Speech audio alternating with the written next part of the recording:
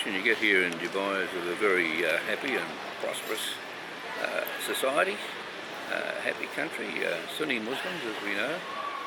We know that they've been affected very much by what's been happening over the last month or so in regard to the attacks on Iran, and particularly by Iran on the people in this area. They're Muslim brothers, but really the Shiites of Iran have shown they're not totally friendly with the Sunni Muslims, mainly because the Sunni Muslims have been becoming more friendly with Israel, and of course they have many American bases here and British bases. In fact, Australia has a base in the region as well. So the conflict has certainly been very horrendous in the area here, but it seems to be, well, it certainly has died down a little since the peace talks have begun to get underway. So everything's very, very normal here, you would say. Lots and lots of people in this airport, and much activity. So the confidence has returned to the region, no doubt about that. And so far as the scriptures are concerned, we know that the people of this area of Sheba and Dedan on the southern side of the Persian Gulf will be friendly towards Israel and supportive of Israel when the forces from the north come down. And the forces from the north will include Persia. Ezekiel chapter 38 tells us that quite plainly. So the current conflict, it's pausing for the moment, between Israel and the United States and Iran is not going to achieve perhaps the results that people would like to see. That being a change in the philosophy of the regime in Iran. They will still be very, very comfortable being supportive of Russia and that axis which includes Russia and China and North Korea and Iran will continue. And we can see, particularly with the power of the North, Russia and others with them, and Persia, Ethiopia and Libya supportive of them, then things aren't going to change dramatically in terms of the leadership in Iran. In fact, the leaders are currently over there in Moscow talking with President Putin about their strategy in dealing with the United States and Israel. So there's a very close bond there, and that's not likely to be broken by any conflict initiated by America and Israel. So when we arrived in the airport today, I asked whether we could see the area that had been damaged by missiles a month or so ago in Dubai airport, and people were reluctant to talk about it. There is an area cordoned off apparently, but we weren't shown exactly where it is. But really the airport continues to thrive, and that's very much evidence today. Now the UAE has an agreement under the Abraham Accords with Israel, and we can see the moves now as a result of Iran attacking the Sunni Muslims on the southern side of the Gulf.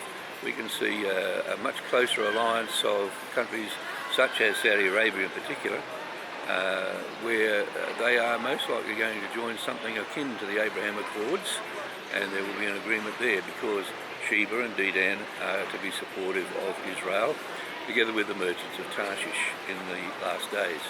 Now Joel chapter 3 tells us about how all nations will be gathered towards Jerusalem to battle. And here is America, now with 3 aircraft carriers and multiple ships in this region.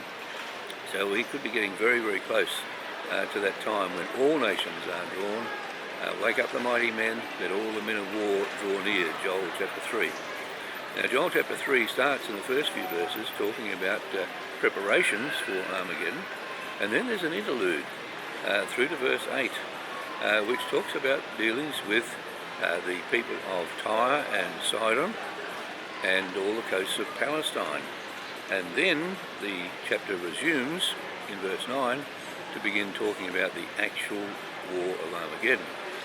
So what we're seeing at the present time is this situation where the prophet more or less says, well, hang on a minute, we've still got to deal with the close neighbours of Israel in the north and the south, southwest, the coast of the Mediterranean, that is. the people of Lebanon, particularly Tyre and Sidon, the southern parts of Lebanon where Hezbollah is centred, and then of course the people of Gaza. Now we can see that Israel has largely dealt with Gaza, and in the meantime they certainly had some impact on Hezbollah in the north, for example the Pages issue, and destroying many of the missile launchers that Hezbollah had. But then of course their troops who'd been in Gaza could spend a little time resting and then gearing up for what they are going to do in Lebanon.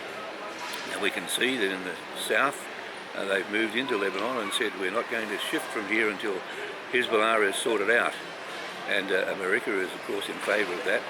It was quite clear to the people of Israel, the leaders of Israel, that when they and the United States went in against Iran, that Hezbollah would react, and that would give them a reason to deal directly with Hezbollah. And so that has happened. They've moved into the southern areas. They're destroying houses there that have been occupied by the terrorists in that region. And they've said we want to ensure that everything is safe up until the Litani River, which runs in around the coast around near Tyre. But clearly if they're going to have to deal with the people of Sidon, as Joel chapter 3 says, they'll have to go further north, and the river just around the area of Sidon is the Awali River.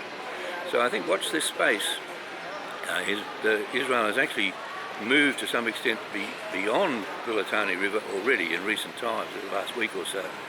And I think from the prophecies that we can tell that they will go further north. They've already conducted a number of air attacks on Sidon, which is still a Hezbollah centre, and they will certainly move up to that area, and they will deal with the people who have been attacking them. So Hamas in Gaza is more or less under control, we would say, and the area of southern Lebanon will come under control too. The agreement reached between the ambassadors of Lebanon and the United States in Washington a week or so ago was that Lebanon and Israel would work together to rid Hezbollah of at least all its weapons and bring them to a situation where they don't have such an impact on the country, because they've been the cause of a lot of internal squabbles, trouble and poverty, economic disruption in the country of Lebanon. And Lebanon really wants to be friends with Israel. Now we know that that's most likely going to happen quite soon because of the foreshadowing of the situation way back in the time of King David and Solomon, when the people of Tyre, Hiram the king of Tyre, actually supported Solomon in the building of the temple. They were very, very close back then, and the indications are that that area north of Tyre and Sidon will be very, very friendly with Israel. So we're looking forward to more fulfillment of prophecy. It's certainly happening. It's a marvellous time to be alive, brothers and sisters in Christ, watching the fulfillment of these amazing prophecies. And here we are broadcasting to you from Dubai, friendly with Israel. Actually lots of Jewish people on our plane coming into Dubai, which was very interesting. And it's just great to see this fulfillment of prophecy where the more moderate, we would say, Arab peoples have become very close to Israel and will speak in their defence in the last days, the Battle of Armageddon, according to Ezekiel chapter 38. So Ezekiel 38 and Joel 3 fulfilling right before our eyes, many other prophecies too. See you next time. Bye for now.